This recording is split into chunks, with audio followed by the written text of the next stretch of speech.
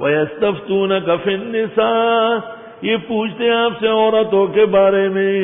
قُلِ اللَّهُ يُفْتِيكُمْ فِيهِنَّ، آپ فرمائیے فتویٰ دیتے اللہ تم کو ان کے بارے میں. اللہ تعالیٰ بھی مفتی ہے. وَمَا يُتْلَى عَلَيْكُمْ فِي الْكِتَابِ، اور وہ جو پڑھا جاتا ہے تم پر قرآن میں، فی یتامی النساء، یتیم عورتوں کے بارے میں، اللاتی لا تؤتونہن ما کتب لہن، وہ یتیم عورتیں کہ تم نہیں دینا چاہتے ہو جو مقرر ہے ان کے لیے، کوئی پوچھنے والا نہیں ہے. وَتَرْغَبُونَ أَن تَنكِحُوهُنَّ، اور تم چاہتے ہو کہ ان سے نکاح کرو.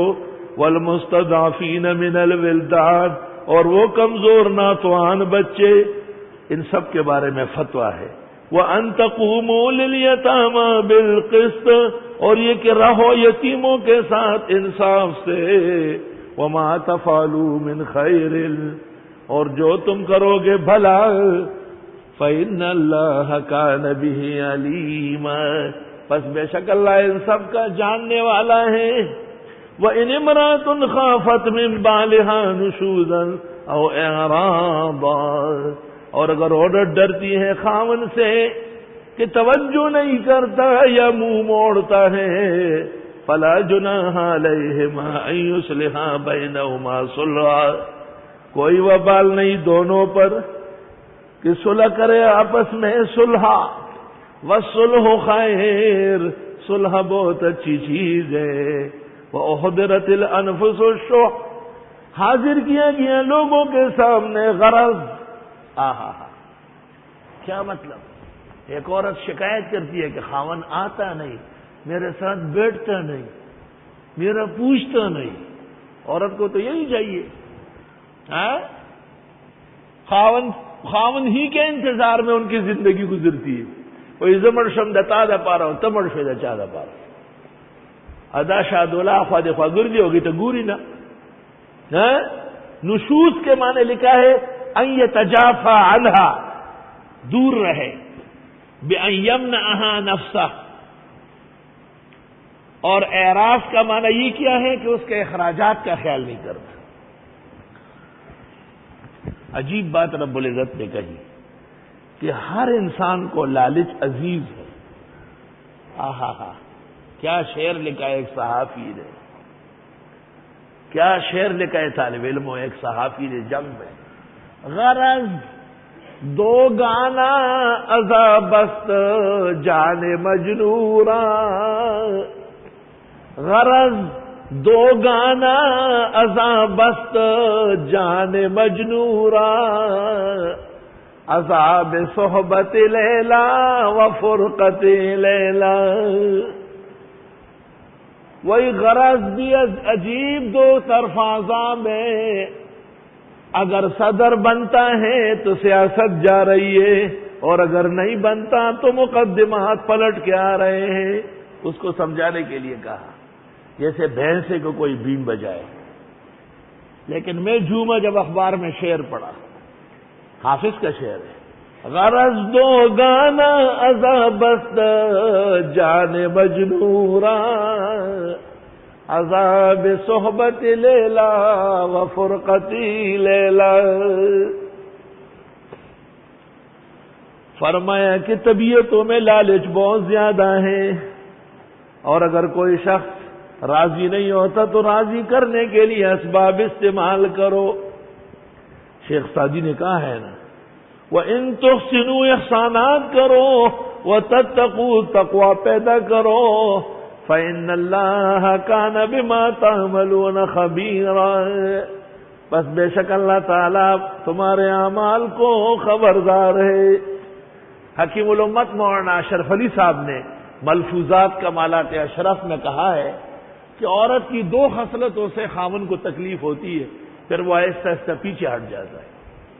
ایک زیادہ باتیں کرنا، اور دوسرا بے وقت مطالبہ کرنا. دیکھ کے خاوند کس حال میں، خوش ہے یا ناخوش ہے. آپ کہیں کہ عید قریب آ رہی ہے، رمضان شروع ہو رہا ہے، یہ چیزیں گھر میں ہو رہی ہیں. خاوند پریشان آیا باہر سے، دکھایا، اور آپ نے بھی ایک سٹوری شروع کر لی. تو وہ کہے کہ کیا بلا گئی گھر میں گھسی ہوئی ہے. گھر تو آرام کرنے کی، جب آرام کر لے تب تسلی ہو جائے. اور اتنا زمانہ گزارا تجھے عقل نہیں ہے یہ خاوند کو سمجھنے کا؟ کیسے تیری زندگی گزرے گی؟ حکیم الامت کو ایک خاتون لکھ رہی ہے، غور سے سنو. خاوند توجہ نہیں کرتا اور میرے مطالبات پورے نہیں کرتا، جبکہ یہ خادمہ شکل و صورت میں بھی لاسانی ہے. حکیم الامت لکھتے ہیں آپ کے اس بے ادبانہ و گستاخانہ خط سے مجھے نہایت صدمہ ہوا اور ناگواری ہوئی. ایسے میں آپ کہتی ہے کہ خاوند توجہ نہیں کرتا، بھلا وہ غیرتی انسان جو تیری جیسی بلا کے پاس عذاب میں گرفتار ہے وہ کتنا پریشان ہو. بیویوں، خاوندوں کو اپنانے کی کوشش کرو، محبت کی ادائیں اپناؤ. اپنے ہر بات ہر طریقہ آزمانے کی کوشش نہ کرو، وہ تم پر آن پڑے گا. بیویوں نے نفقے کا مطالبہ کیا تو سورت احزاب میں آ رہا ہے. پیغمبر کو اللہ نے کہا چھوڑ دو ان کو، دے دو طلاق، ان سے بہتر عورتیں آ جائیں گی. کیا خاتون کو خاوند سے رزق کا مطالبہ ناجائز تو نہیں؟ بے موقع تھا، منصب نبوت کا شایع نشان نہیں تھا. وَلَن تَسْتَطِيعُوا أَن تَعْدِلُوا بَيْنَ النِّسَاءِ، ہرگز نہیں کر سکو گے اے مردوں اعتدال عورتوں کے درمیان. وَلَوْ حَرَصْتُمْ، اگرچہ تم چاہو. فَلَا تَمِيلُوا كُلَّ الْمَيْلِ، پس جھکنا نہیں ایک کی طرف پورا جھک کر. فَتَذَرُوهَا كَالْمُعَلَّقَةِ، ورنہ چھوڑ دو گے اس کو لٹکا کر. وَإِن تُصْلِحُوا، اور اگر تم صلح کرو، وَتَتَّقُوا، اور پرہیزگاری سے پیش آؤ، فَإِنَّ اللَّهَ كَانَ غَفُورًا رَحِيمًا، بس بے شک اللہ بخشنے والا رحم والا ہے. ایک سے زیادہ عورتیں ہوں، ایک تازی ہوگی دوسری پرانی ہوگی، ایک خوبصورت ہوگی دوسرا قبول صورت ہوگی، تو کیسے اعتدال ہوگا؟ مولوی تو اعتدال کرتے ہی نہیں، یہ تو ایک کے ساتھ بیٹھ جاتے اور دوسری کو نکال لیتے. لا الہ الا اللہ، استغفر اللہ واتوب الیہ. حدیث میں ہے جس کی ایک سے زیادہ بیویاں ہوں اور اس نے فرق کیا، قیامت کے دن جب آئے گا تو جسم کا ایک حصہ فالج زدہ ہوگا، جسم کا ایک حصہ مفلوج ہو چکا ہوگا. مولانا اشرف علی صاحب نے خانقاہ کے اندر ترازو لگایا تھا، ادھر خربوزہ ادھر بی بی ادھر بی بی. مولانا جمشید صاحب کہتے ہیں عید کے دن تھے، ہمارا گھر قریب میں تھا، ہم حضرت کی خدمت میں 2 ڈونگے کھیر لے آئے، ایک پر چمک دمک زرق برق، ایک سادہ. حضرت نے دیکھتے کہ اوف غضب کر لیا، یہ فرق کے ساتھ کیسے تقسیم ہو.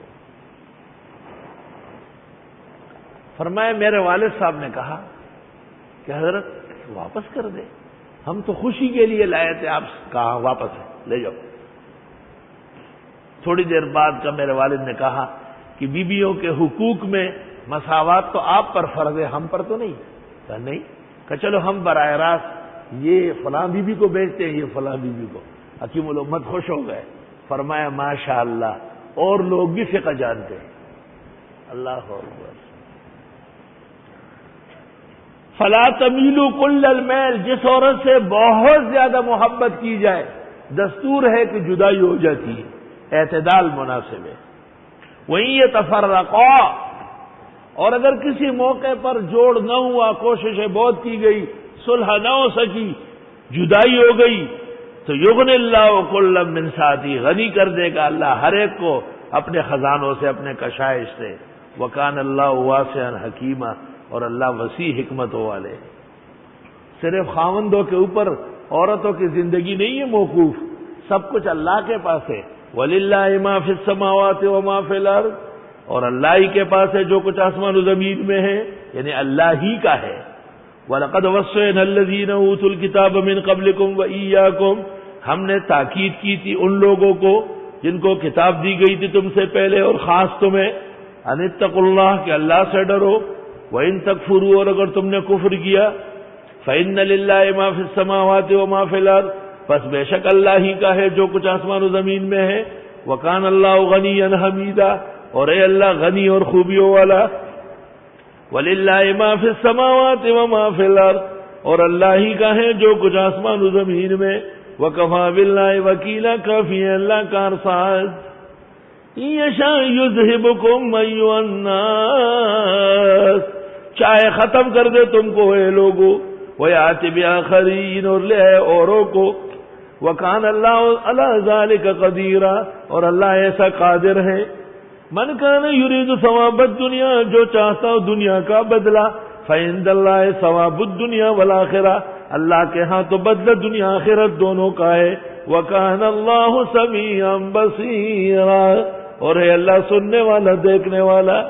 یا ایھا الذین آمنوا، و مسلمانوں، کونوا قوامین بالقسط شہداء للہ، ہو جاؤ قائم انصاف کے ساتھ گواہ اللہ کے لیے. بہت سارے مفسرین نے قسط سے مراد لی ہے توحید. وَلَوْ عَلَىٰ أَنفُسِكُمْ، اگرچہ یہ انصاف تمہارے خلاف ہو. اَوِ الْوَالِدَيْنِ، یا ماں باپ کے خلاف ہو. وَالْأَقْرَبِينَ، رشتہ داروں کے خلاف ہو. إِن يَكُنْ غَنِيًّا، یا اگر وہ غنی ہے. أَوْ فَقِيرًا، یا فقیر ہے. فَاللَّهُ أَوْلَىٰ بِهِمَا، پس اللہ زیادہ حقدار ہے دونوں سے. جگہ مشکل ہے، متوجہ ہو جاؤ. فرمایا انصاف سے رہو، انصاف سے فیصلے کرو، خود تمہارے خلاف کیوں نہ ہو، تمہارے ماں باپ کے خلاف، رشتہ داروں کے خلاف کیوں نہ ہو. اب آگے دیکھو، فیصلہ تبدیل کیوں لوگ کرتے ہیں؟ غنی کی وجہ سے، مالدار بہت ہے، لینڈ لارڈ ہے، طاقت ہے. فرمایا فاللہ اولا بہما، اللہ سے بھی کوئی غنی جو بڑا ہے اس کا خیال نہیں کرتے، یا اس لیے فیصلہ اس کے حق میں دینا چاہتے ہیں جبکہ وہ بہت تنگ دست اور فقیر ہے. فرمایا اللہ اس کو تجھ سے زیادہ قریب ہے، خبردار کہ تم نے عدل میں فرق کر لیا. فلا تتبعوا الهوى ان تعدلوا، مت خواہشات کی پیروی کرو انصاف کرنے سے. وَإِن تَلْوُوا، اور اگر تم نے زبان ہلائی، او تورزو، یا منہ موڑا. فَإِنَّ اللَّهَ كَانَ بِمَا تَعْمَلُونَ خَبِيرًا، پس بے شک اللہ تمہارے اعمال سے خبردار ہے.